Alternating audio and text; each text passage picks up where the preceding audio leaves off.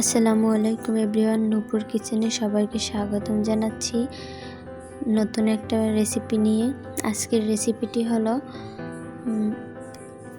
রসমালাইয়ের recipe. চলুন তাহলে আপনাদেরকে আজকে রসমালাই কিভাবে বানাতে হয় সেটি দেখিয়ে দেই।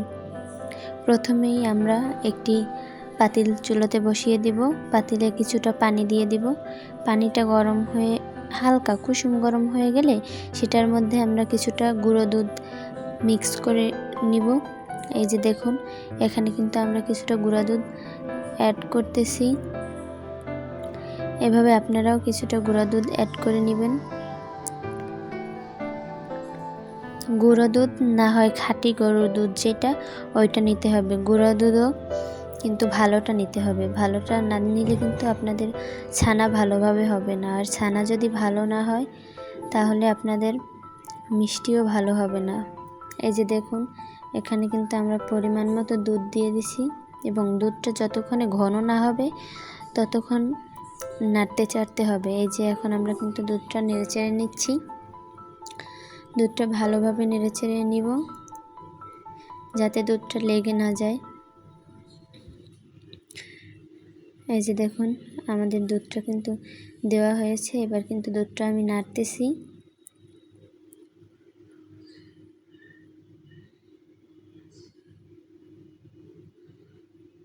এই যে দেখুন, আমাদের দুধটা কিন্তু অনেক ঘন হয়ে আসতেছে আস্তে আস্তে।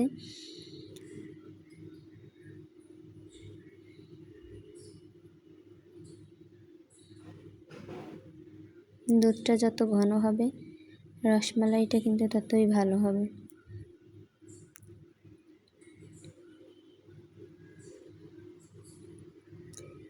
ভালোভাবে নেড়েচেড়ে আপনারা দেখবেন। দুধটা যদি পানি পানি দেখা যায় তাহলে আবার দুধ দিয়ে দিবেন।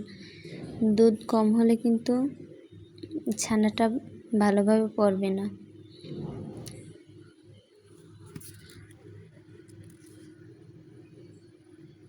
এই যে আমাদের এখানে এই যে দেখুন, আমাদের দুধটা কিন্তু অনেক ঘন হয়ে গেছে।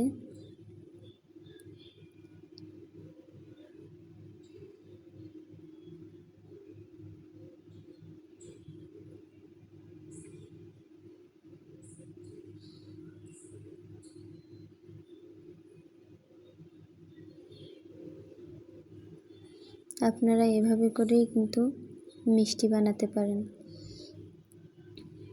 রসমালাই, যেটা অনেক স্বাদ।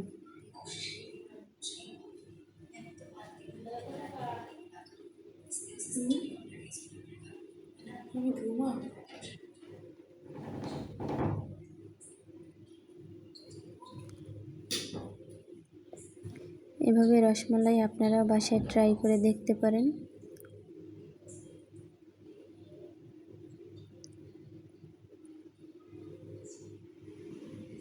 এই যে দেখুন, দুধটা ভালোভাবে জাল হওয়ার পরে এখানে আমরা লেবু নিয়ে নিয়েছি এবং দুধের ভিতরে অল্প একটু লেবু দিয়ে দুধটা ভালোভাবে নেড়েচেড়ে নিব। এই যে দেখুন, একটু লেবু দিচ্ছি আর দুধটা ভালোভাবে নেড়েচেড়ে দিচ্ছি যাতে করে লেবুটা এক জায়গাতেই না থাকে। আমরা এখানে 2টা পরিমাণ লেবুর রস নিয়ে নিয়েছিলাম। এই যে লেবুর রসটা দেওয়ার ফলে কিন্তু আস্তে আস্তে ছানা পড়ে যাচ্ছে দুধে। এই যে দেখুন, দুধটা ছড়া ছড়া হয়ে যাচ্ছে কিন্তু এখন। এভাবে যখন দুধটা পুরোপুরি ছানা হয়ে যাবে তখন আমরা সেটাকে চুলা থেকে তুলে নেব। এই যে দেখুন, আমাদের কিন্তু ছানাটা ভালোই আসছে।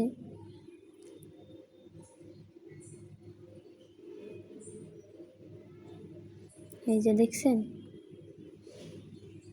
দুধটা কিন্তু ছানা হয়ে নিচে চলে গেছে আর পানিটা কিন্তু রয়ে গেছে। এই যে এবার আমরা ছানাটা ঢেলে নিছি।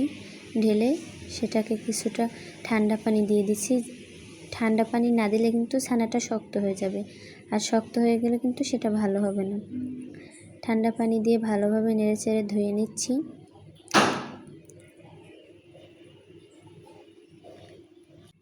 এই যে এবার আমরা এগুলোকে ভালোভাবে পানি ছাকিয়ে নেব যাতে কোনো পানি না থাকে। পানি থাকলে কিন্তু ভালো হবে না। এই যে দেখুন, পানিগুলো কিন্তু ভালোভাবে ছাঁকিয়ে নেওয়া হয়ে গেছে। এই যে আমাদের ছানাগুলো, এবার এই ছানাগুলোকে হাত দিয়ে ভালোভাবে ম্যাশ করে নিতে হবে। ছানাগুলো যত ভালোভাবে ম্যাশ করবেন মিষ্টিটা কিন্তু ততই ভালো হবে। ছানাগুলোতে যাতে কোনো আস্ত দানা দানা না থাকে, তাহলে কিন্তু আপনাদের রসমালাইটা ভালো হবে না। এই যে দেখুন আমাদের ছানাটা কিন্তু খুব ভালোভাবে ম্যাশ করা হয়ে গেছে। এবার আমরা এটাতে অ্যাড করব এখন আমরা এটাতে অ্যাড করব অল্প সামান্য পরিমাণে চিনি এবং 1 চা চামচ পরিমাণে ময়দা।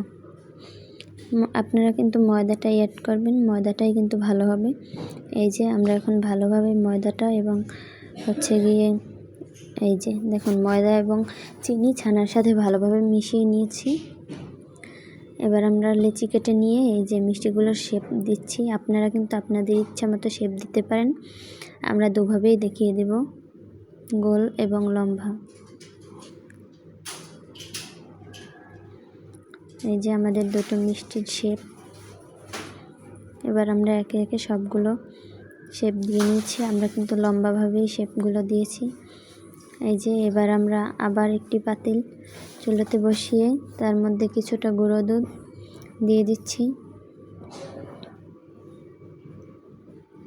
দুধটা দেওয়া হয়ে গেলে দুধটাকে ভালোভাবে পানির সাথে মিক্স করে নিতে হবে।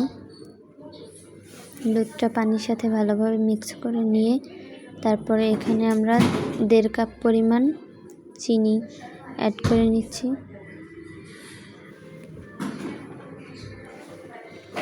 এই যে চিনিটা অ্যাড করা হয়ে গেলে আমরা এটাকে নাড়াচাড়া করে এই যে দুটো এলাচি দিয়ে দিয়েছি।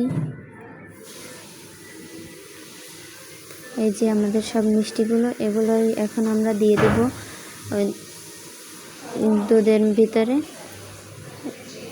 এই যে এখানে আমরা একে একে করে সব মিষ্টিগুলো দিয়ে দিচ্ছি দুধের ভিতরে। এই যে দেখেন আমাদের সব মিষ্টিগুলো দেওয়া শেষ। এবার আমরা এটাকে ঢাকনা দিয়ে ঢেকে 10 মিনিটের জন্য লো আঁচে রেখে দেব। এই যে আমরা কিন্তু এটাকে ভালোভাবে ঢেকে দিয়েছি যাতে কোনো হাওয়া এটার ভিতর থেকে না বের হতে পারে।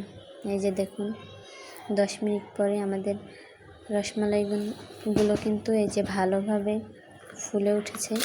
দেখছেন কতটা সুন্দর হয়েছে এগুলো। এই যে দেখুন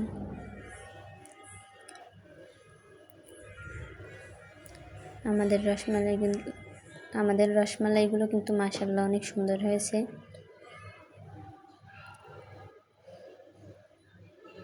এই যে দেখুন এবার আমরা আবার এটাকে 2 মিনিটের জন্য ঢেকে দিব। এই যে দেখুন ঢাকনা ওঠানোর পরে আমাদের মিষ্টির কালার। আমাদের এই রসমালাইগুলো কিন্তু অনেক মজা হয়েছিল। এবার আপনারা একটি বাটিতে একটু পানি নিয়ে নেবেন পাশে। নেওয়ার পরে এখান থেকে একটি রসমালাই উঠিয়ে সেই বাটিতে চুবিয়ে দেখবেন। যদি রসমালাইটি ডুবে যায় তাহলে বুঝবেন যে এটা পারফেক্টলি হয়নি।